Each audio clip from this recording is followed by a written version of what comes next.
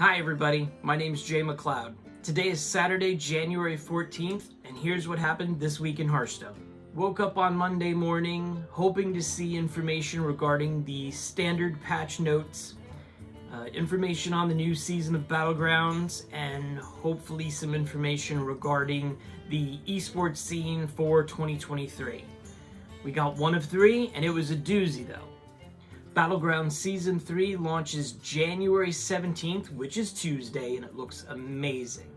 So they've announced that there's going to be a new tribe. That tribe is undead. They've showed a lot of the cards for the undead tribe, and the synergies are going to be pretty cool. They've also announced dual type minions. So these minions could be a combination of pirates and Quillbore, or demons and murlocs. And the cool thing is with these, they'll interact with one or both of those tribes. I'm not going to go over everything in detail with the new tribes that are being announced. There is a lot more educated and detailed descriptions of these new types, of this new tribe, and I'm going to list some of my favorite Battleground streamers and creators below so you could check out some of their videos. They did a much more eloquent job than I am in explaining some of these synergies that are coming up. They're also removing a bunch of cards for reasons that will be understood as you're looking through the meta and you're experiencing the meta for the first time. Salt Scale Honcho is gone. Glyph Guardian is gone. Stasis Elemental is gone. There's several more. One of the things that I'm going to be a little bummed about was Bonker. Bonker was one of my favorite cards. It synergized very well with the boards that I was creating, and it also it worked out to where I was able to get more power to my creatures while I was sitting there and playing in the mid game. So, little bummed about that, but I'm not going to cry about it because some of these newer cards are looking really cool. So, a couple of answers to some questions that I've seen online. Where are quests going? Quests are gone as of right now. So the idea is what they're going to do is they're going to remove quests, they're going to remove buddies, and they're going to put together a new meta. With the new tribe, the new cards, the new card removals, they're going to create a new baseline. And that baseline is going to dictate what they add next. Will we see buddies again? I don't know. Will we see quests again? I believe so. Will we see a new idea that's coming up from them? I have a strong possibility that we would see something like that. I'm hoping we'll see something like that. But let's get that baseline of the meta set up first before we decide to, rock the boat. Which makes perfect sense of what they're doing. Let's go ahead and see what these new cards can do before we go any further. The MMR is being reset to 0 on Tuesday, January 17th, which is great. I love it when they refresh the MMR. It gives everybody a clean slate. It gives everybody the opportunity to test these new strategies and these new cards and these new removals. I have a feeling that this is going to be good for me.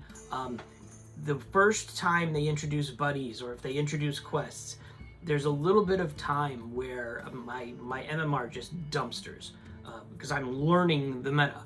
And I like the idea that I'm going to start from scratch from the beginning, like it's a brand new game. I'm super excited for this mode.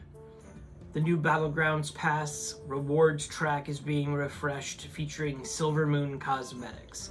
It also has the ability, if you pay for that rewards track, being able to choose between 4 heroes with the paid track as opposed to 2 if you're not paying for the rewards track. Now, I know there are some that say a lot of this is a pay-to-win system, and those without the ability to have 4 heroes are at a disadvantage, but I personally do not see it. I've seen on Twitch, I've seen on YouTube many instances of individuals going top 200, top 500 in their region without paying for the Battle Pass. So, do I personally think that this inclusion and restriction makes Battlegrounds pay to win? No, absolutely I'm not. Do I think that it would be better for the community and the player base if all players, regardless if they bought the Battle Pass, would get those 4 choices? regardless if they pay for it. Yes, I agree that it should be opened up for everybody. I don't see why they would just lock that up that way. Offer 1 or 2 more cosmetics. Offer the ability to have some other incentive, maybe one of those battle bashes that they have. But I don't see the need for it, and all they're doing is just making the player base divisive over this. This week, while announcing the new season, they had a streamer event on Twitch. It was, let's see if I can get this right now, Professor Putricide's Build a Team playtest event. There were 3 teams, 1 of each region, and they were competing together, and then after that series of rounds of that team, they would trade players. The event was fun, watching the new cards and the new interactions with the new hero. It was amazing, and it was super fun. I do feel that the lag between the games while they were choosing what players were going to go to what teams to switch everything up, I think that took away a little bit of the momentum, because there was like multiple instances of lag that it could have just been used playing. People love these events, and I'm not trying to downplay these events and saying, oh, it was terrible. It was great. I just feel that, like we do with the theory crafting for the regular standard modes, just let them play. Give 20, 30 streamers the ability to play for 4 or 5 hours non-stop and get a feel for the meta. I think that's the best value for the time that's spent, and I'm sure the downtime would have been a less situation that happened, because I noticed in the middle of talking about these events, and while they were waiting for the new things to start, there wasn't people talking about the cards as much as they were complaining about how long it's taking for the next round to start. So, just my opinion. Zeddy made another awesome achievement guide for the new March of the Lich King expansion. Remember that the achievements come out during the beginning of the expansion, and if you achieve them during the expansion time frame, you'll get experience. So I believe he said that with all of them finished, you can get an extra 16,000 XP on the rewards track, which is great. You'll still be able, after the expansion ends, to get those achievements, but it's not going to give you experience.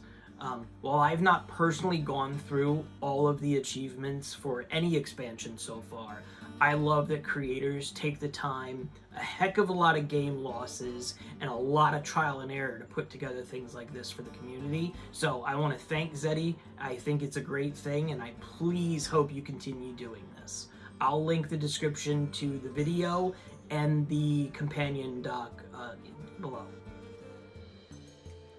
So for the last part of this video, and I'm going to go a little unscripted here, let's talk about the meta, especially standard Hearthstone meta.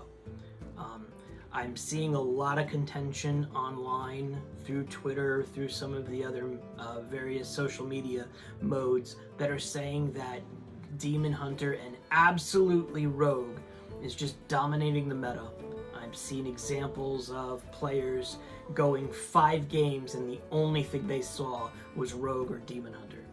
It's a little bit discouraging, but I don't see that being for the large amount of the player base. I feel this is a high legend or legend problem right now.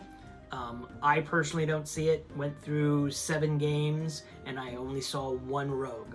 I saw a lot more diversity in the amount of competition I had.